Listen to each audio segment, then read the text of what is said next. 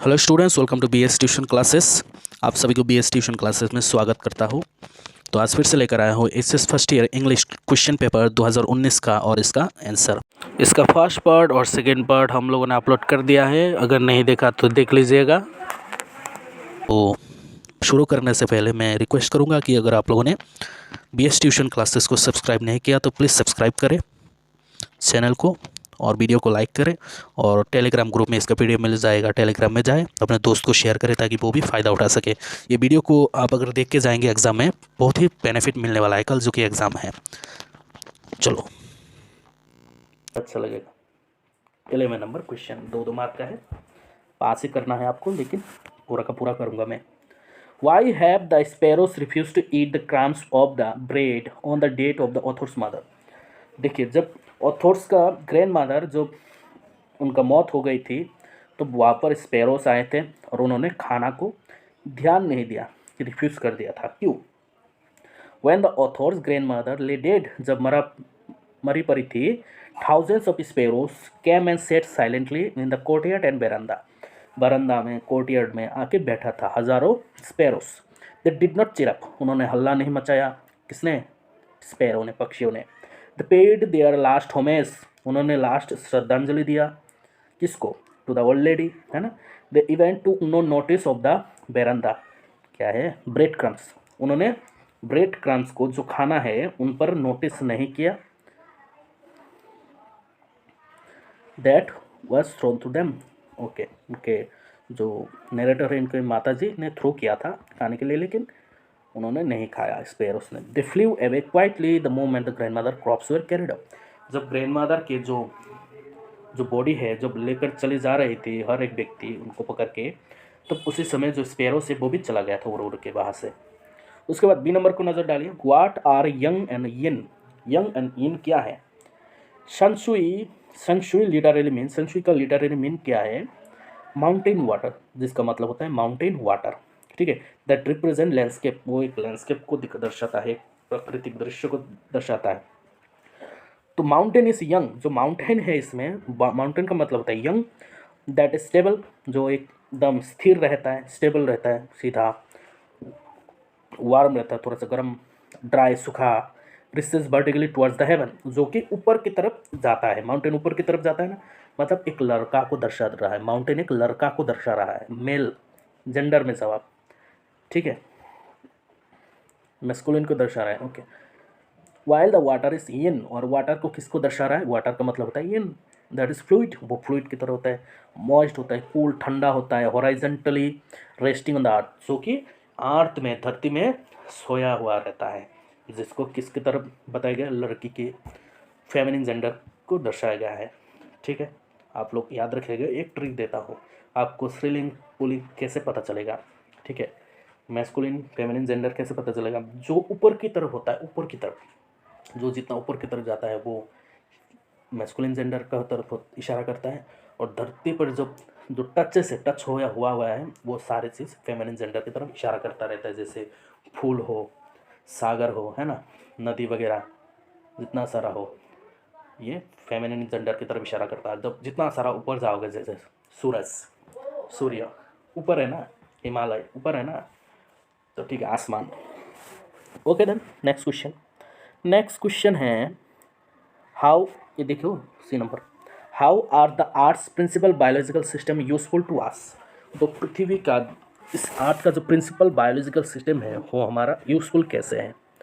जैसे कि 4 principal biological system है, वो क्या क्या है? वो है fisheries, forest, grassland and croplands.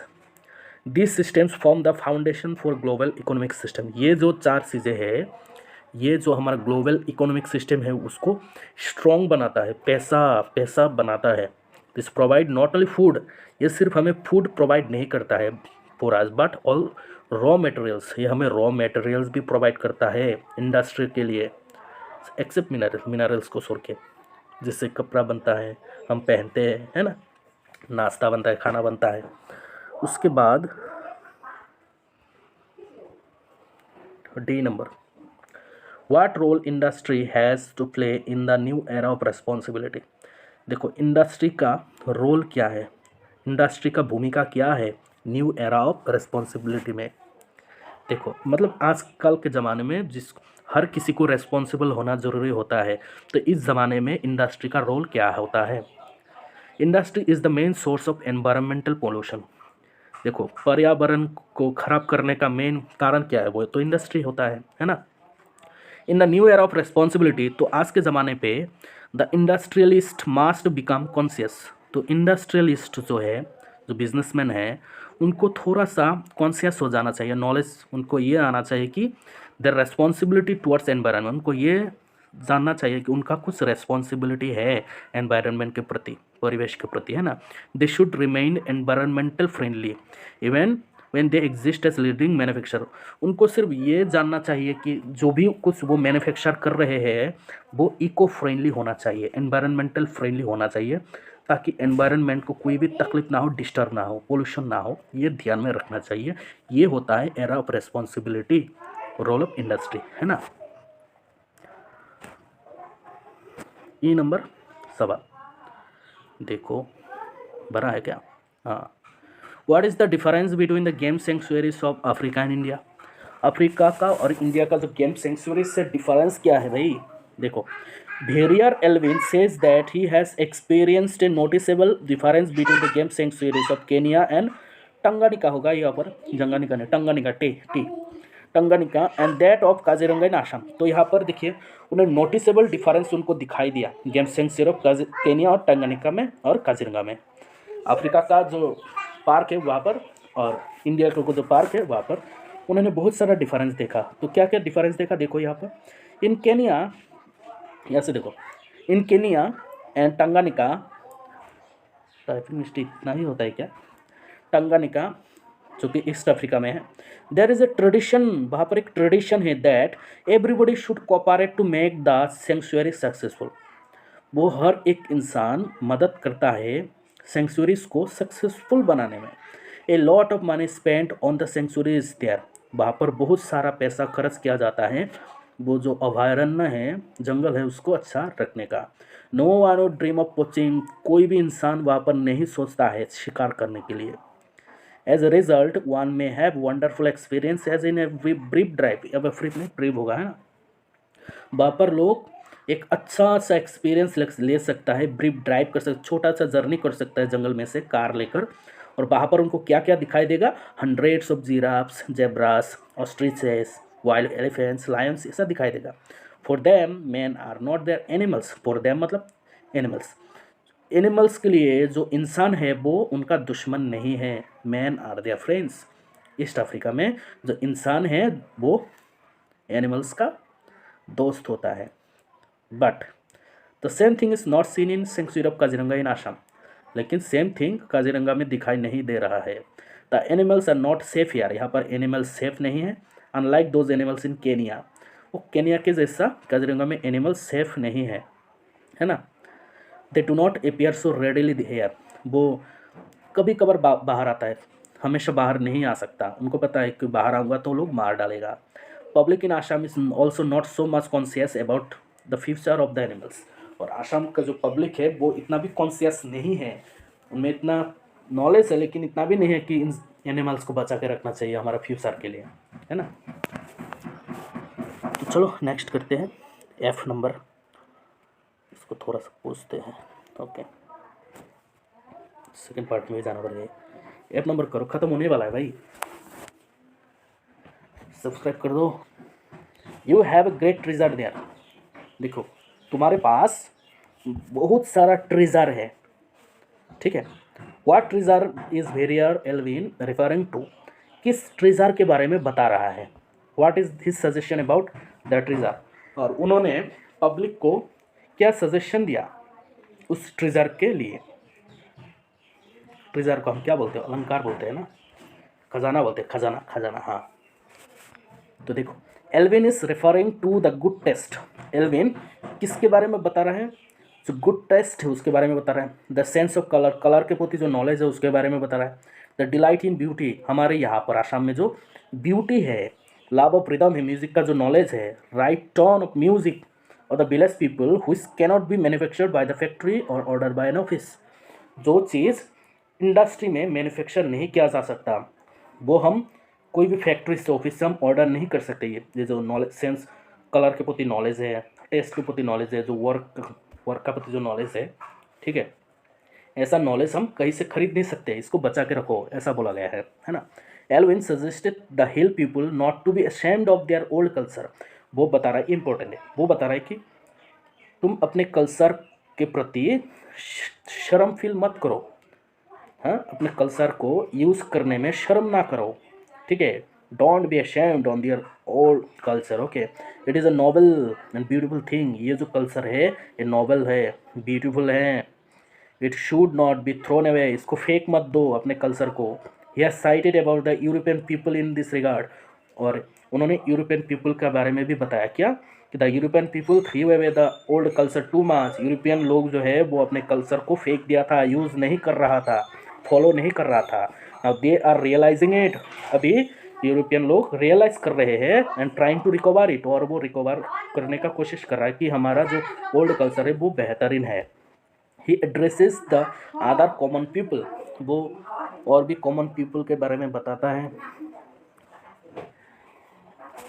देखो ऊपर ऊपर वाला देखो, ये अपने of ashram asking them not to look down on the simple and natural things of the village. कहा कि कॉमन पीपल के बारे में भी बताया कि इतना नीचा मत सोचो, ठीक है, सिंपल जो तुम्हारे पास जितना चीज़ है वो इम्पोर्टेंट है, जो नेचुरल थिंग है तुम्हारा वो इम्पोर्टेंट है। He suggest that we should study them with love and sympathy. तुम्हारे पास जो है उसके बारे में अच्छे से पढ़ो, प्यार से सीखो। As we have a great treasure there in a village, तुम्हारे पास खजाना है तुम्हारे विलेज में, which cannot be manufactured by the factory, जो फैक्ट्री के द्वारा मैन्युफैक्चर नहीं किया जा सकता। The grow out of the ancient soil, ये तुम्हारे एंशियंट जो मिट्टी है, पुरानी मिट्टी यहाँ पर ही हुआ है। And once they are lost, अगर वो एक बार खत्म हो गया, they cannot never be recovered, और कभी भी वापस नहीं लाया जा सकता, ठीक है। अभी आओ क्वेश्चन नंबर 12 पे।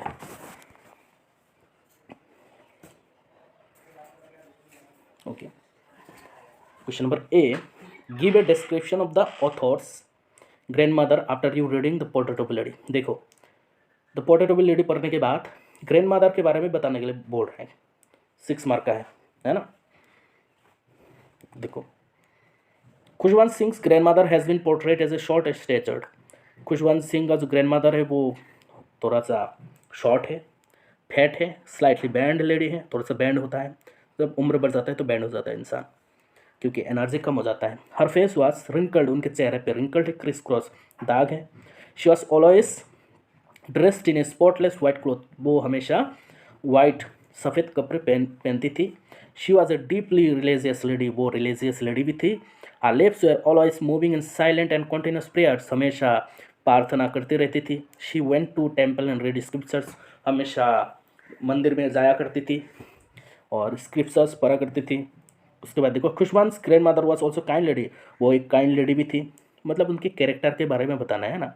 While going to the temple school to drop him, she used to feed the village dogs, जब वो क्या करती थी, जो नैरेटर है उनको स्कूल छोड़ने के लिए जाती थी, तब उनके साथ जो चपाती थी, रोटी थी, वो भी लेकर जाती थी, और जो रास्ते के जो कुत्ते होते थे उनको खिलाती थी।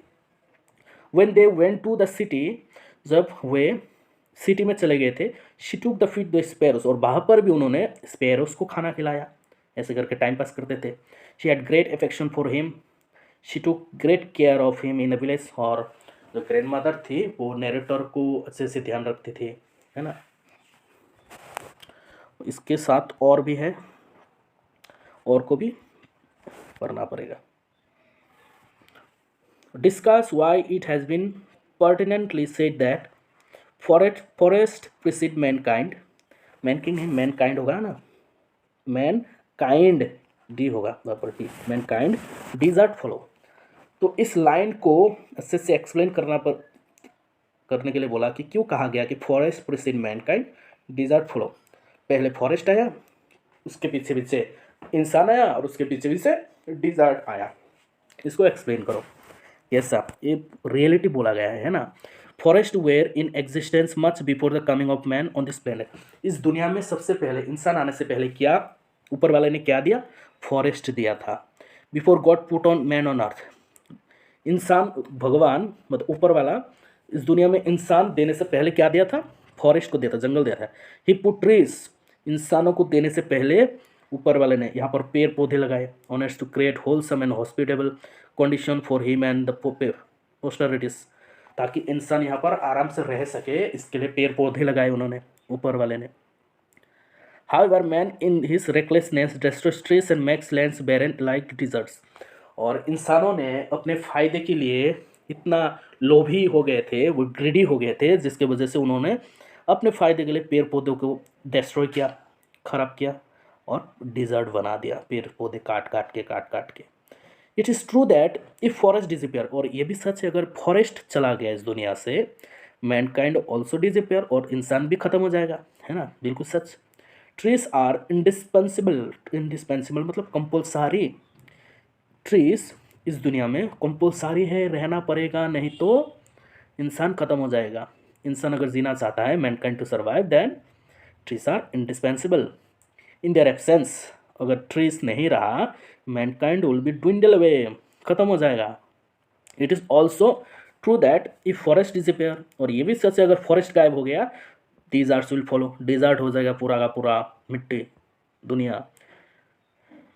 Felling of trees and clearing of forest is converting our grassland and croplands into wasteland and desert.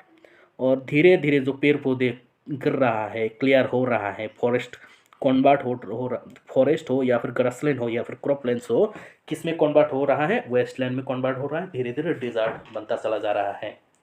Okay, next question 13, narrate the events leading to Ranga's marriage. तो उस इवेंट को बताओ जिसके कारण रंगा की मैरिज हो पाया। तो 6 मार्क का है, थोड़ा सा बड़ा तो होगा ही, ठीक है। चलो इसको समझा देता हूँ ताकि आपको आसानी हो एग्जाम में लिखने के लिए। अगर आप इंग्लिश में आसानी से लिख पाते हैं तो सिर्फ ट्रांसलेट करने से भी हो जाता है ना। मैं सिर्फ आपको समझा ही रहा हूँ, ट्रांसलेट ही तो ज़रूरत होता है ना ज़्यादा से ज़्यादा। इसका आंसर है, अगर जिसको ट्रांसलेशन ज़रूरी नहीं है तो इसको पढ़ ले। Okay, answer, when Ranga came to the narrator's house with the gift of a couple of oranges. जब रंगा नैरेटर के घर में आया, नैरेटर का नाम क्या, आयंगर ना, हमने पढ़ा था आयंगर। ओके, नैरेटर के घर में आया कुछ ऑरेंजेस लेके, संतरे लेके। The narrator started thinking of getting him married, और तब नैरेटर आयंगर सोचने लगा कि रंगा का तो शादी करवाना है, जैसे तैसे करवाना पड़ेगा। But when he talked about this with रंगा, जब आयंगर नैरेटर ये शादी के बाद रंगा से करने लगा, he was distress to hear that Ranga had no plan to get married in near future. और उनको ये सुनकर थोड़ा सा ताजुब हुआ कि रंगा शादी नहीं करना चाहता है, अभी फ्यूचर में भी शादी नहीं करेगा, ऐसा कुछ बोला। According to Ranga, the girl he marriage had to be mature. Ranga के हिसाब से वो उसी लड़की को शादी करेगा जो कि मैच्योर है, अंडरस्टैंडिंग है, इंटेलिजेंट है, नॉट चाइल्डिश, जिसमें बचपना नहीं हो, इमेच्योर ना हो, वो उस लड़की को ही शादी करेंगे, ऐसा बोला। He says that a man should only marry a girl he admires. एक इंसान को उसी लड़की को शादी करना जरूरी है जो जिसको वो पसंद करे, है ना, एडमायर करे। उसके बाद दिखाई दे रहा है ना यहाँ पर ये वाला, the narrator made a silent वो टू हिमसेल्फ टू गेट रंगा मैरिड। और खुद से नैरेटर खुद से प्रॉमिस किया, भो किया, प्रॉमिस किया, शपथ लिया कि जैसे तैसे रंगा को तो शादी करवाऊंगा ही करवाऊंगा, ऐसा। ही चूज रत्ना, तो नैरेटर ने क्या किया, रत्ना को चूज़ किया है ना, चॉइस किया। He chooses Ratna an orphan niece of one of his friends Ramarao to be Ranga's future eye. और नैरेटर ने सोचा कि रंगा के लिए रत्ना बेस्ट है, और रत्ना कौन है, उन्हीं के फ्रेंड रामाराव की भतीजी है ना। She resembled those qualities that रंगा डिजायर्ड। और रंगा को जैसे इच्छा है लड़की में क्या क्या गुण होना चाहिए, और वैसा का वैसा गुण रत्ना में थी, है ना। He planned out his course of attack to ensure Ranga in रत्ना's charms. He planned to call Ratna to his house under the veil of getting some buttermilk as her to sing a song and send for Ranga while she was singing. Okay, तो उन्होंने plan बनाया कि रंगा को भी बुलाऊंगा और रत्ना को भी बुलाऊंगा कुछ बटर मिल्क ऐसा मांगने के लिए। तो बुलाया और बुला के बोला कि मैं इसको गाना गवाता हूँ, ये रत्ना गाना गाएगी और रत्ना रंगा आके देखेगा तो उसको प्यार हो जाएगा, ऐसा कुछ तो प्लान बनाया, ठीक है। Ranga seems to be interested in Ratna, और ऐसा लग रहा था कि रंगा को इंटरेस्ट है रत्ना में, है ना। Being successful in the first phase of his plan, और थोड़ा सा सफलता प्राप्त हुआ किसको, नरेटर को। The narrator convinced Ranga to accompany him to the Shastri, और रंगा को थोड़ा सा अच्छा नहीं फील हो रहा था, उसको अकेला अकेला महसूस हो रहा था, उसका मन थोड़ा सा खराब था, क्योंकि यहाँ पर नरेटर ने बोल दिया था कि जो रत्ना है वो शादीशुदा था, है ना। तो इसी वजह से रंगा का मन खराब था। तो नरेटर ने बोला ठीक है, आज हम कहाँ पर जाएंगे, या इस लाइन को पकड़ो आप। The narrator convinced Ranga to accompany him to Shastri, हम कहाँ पर जाएंगे, शास्त्री के पास जाएंगे, ठीक है। He had tutored the Shastri to influence Ranga's decision, और नरेटर ने ऑलरेडी शास्त्री को सिखा दिया था कि रंगा के सामने क्या क्या बोलना है। Shastri revealed that a girl was cause of Ranga's worries, और शास्त्री ने वहाँ पर बोल दिया रंगा को, हाँ तुम जो टेंशन में हो उसका वजह एक लड़की है। On being asked to predict the name of the girl, Shastri said that she was named after something found in ocean, और रंगा ने बोला नाम बताओ कौन है, तो शास्त्री ने बोला कि वो ऐसा नाम है जो सागर में मिलता है, ocean. When the narrator suggests Ratna, और narrator ने तब बोला क्या बोला, रत्ना बोला, Ratna. Shastri quipped that those negotiations might bear fruit. In this way the narrator was successful in bringing them together and make them life partners. तो और इसी तरह उन दोनों में शादी हो गया था, और ये स्टोरी सक्सेसफुल हो गया था, ठीक है।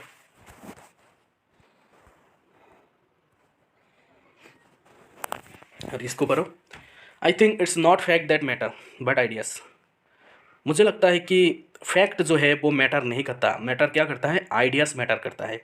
ये जो लाइन है, evaluate briefly Albert Einstein concept of real education in the light of this statement, तो इस स्टेटमेंट को अच्छी तरह से एक्सप्लेन करो कि आइंस्टाइन ने ऐसा क्यों कहा, ठीक है। आइंस्टाइन की ये जो फॉर्मूला है एजुकेशन के प्रति, इसको एक्सप्लेन करने के लिए बोल रहा है।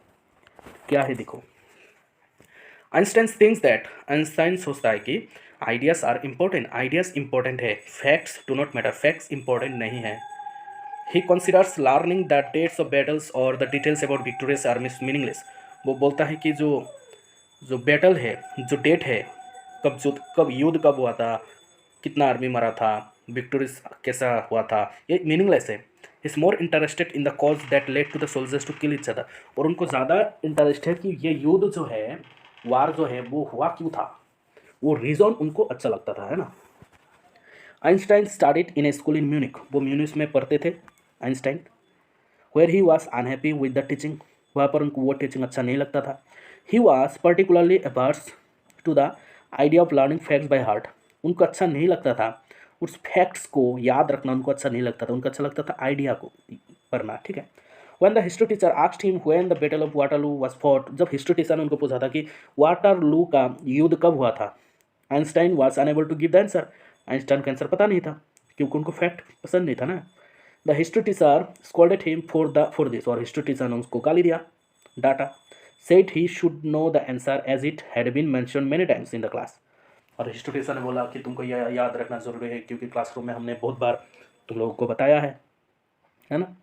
Einstein replied that he did not believe in memorising fact, और तभी आइंस्टाइन ने बताया कि वो फैक्ट को याद रखना उनको अच्छा नहीं लगता, उनको विश्वास नहीं है इसमें। He was more interested in answering the why questions rather than how and when question, और आइंस्टाइन ने बोला मुझे वाई का आंसर देने में ज़्यादा मज़ा आता है, मुझे हाउ एंड व्हेन वाला क्वेश्चन में मज़ा नहीं आता है ना। कैसे हुआ, कब हुआ, ऐसा मुझे पसंद नहीं, मुझे पसंद है कि क्यों हुआ, है ना। 14 नंबर क्वेश्चन 2 मार्क का है, देखो 3 क्वेश्चन यहाँ पर 2 करना था, लेकिन 3 करेंगे हम, है ना। What was the mathematics teacher coach opinion about Albert's mathematical knowledge, देखो जो टीचर कोच है, मैथ्स टीचर है, उन्होंने एल्बर्ट के मैथमेटिकल नॉलेज के बारे में क्या बताया। Albert's mathematics teacher mister coach was a different person, वो एक अलग इंसान थे, mathematics teacher mister coach. He understood Albert well, Albert को वो अच्छे तरह से पहचानते थे। He had a very good opinion about Albert, है ना, एल्बर्ट को अच्छे तरह से पहचानते थे और अच्छा बातें बोलते थे एल्बर्ट के बारे में।